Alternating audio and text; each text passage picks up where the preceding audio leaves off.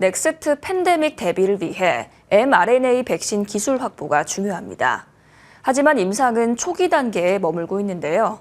업계에선 연구 초기 단계부터 상업화까지 정부의 꾸준한 지원이 필요하다고 목소리를 높였습니다. 서지은 기자입니다. 현재 국내 기업들의 mRNA 백신 임상은 초기 단계. SK바이오사이언스는 최근 호주에서 mRNA 일본 내염 백신 임상 1, 2상 시험 계획을 승인받았습니다. ST팜은 국내와 남아프리카 공화국에서 진행한 임상 1상 시험 결과를 지난 10월 발표했으며 IG는 mRNA 다가 백신 1, 2A상을 호주에서 진행 중입니다. LG화학과 GC녹십자 등 제약사들도 mRNA 기반 백신과 치료제 개발을 하겠다고 선언했지만 아직 후보물질 탐색 단계인 상황. 전문가들은 백신 개발 시 들어가는 막대한 자본이 부담으로 다가올 수 있다고 분석합니다.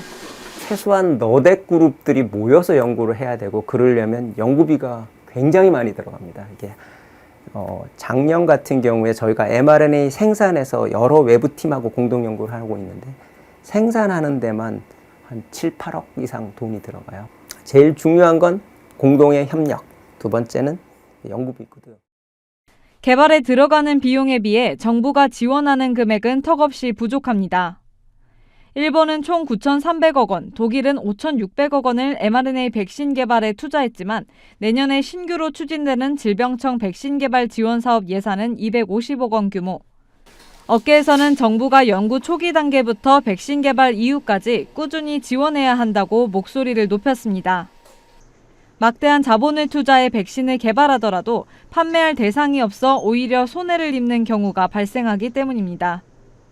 정부 차원에서 자금 지원이라든가 연구개발 비용에 대한 세금 이슈, 글로벌 시장에서 인생을 진행하기 위한 글로벌 병원이나 대학교 등과의 연계 등 꾸준한 지원이 필요할 것으로 보입니다. 코로나 엔데믹 이후 적어진 백신 주권화에 대한 관심. 넥스트 팬데믹 대비를 위해선 정부의 꾸준한 지원이 필요해 보입니다.